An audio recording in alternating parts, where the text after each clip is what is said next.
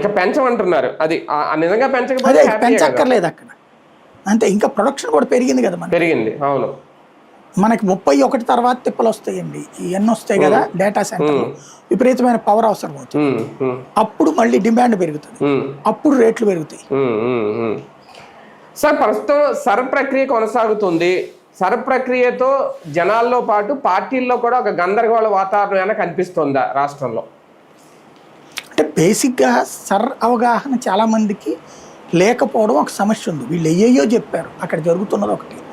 Basic సమస్య ఏంటంటే చనిపోయిన వాళ్ళు ఓట్లు తీసేయడం, అట్లాగే ఒకళ్ళకే 3-4 ఓట్లు ఉంటే తీసేయడం.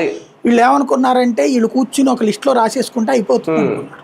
ఇదివరకటి రోజులు అట్టుండేది, ఏది ఎవడున్నాడు ఎవడు లేదనేది బూత్ కమిటీ వాళ్ళు చెప్పేస్తే అయిపోయింది. ఇప్పుడు అట్లా కాదు, ప్రతి ఒక్కళ్ళు ఉన్న ఓటోడికి కూడా ఫామ్ ఇస్తారు, ఆ ఫామ్ ఫిల్ చేసి వాళ్ళకి ఇవ్వాలి సంతకం. అదే ఎమ్యూనరేషన్ పత్రం అంటది. అది కనుక పూర్తి చేయకపోతే ఓటు మళ్ళీ ఆపి నోటీస్ ఇస్తారు. ఆ నోటీసుకు కూడా అట్లా 3 సార్లు నోటీస్ ఇచ్చాక ఓటు తీసేస్తారు. ఇందులో ఈయన చెప్పాడని ఆయన చెప్పాడని ఆగడానికి ఏం లేదు.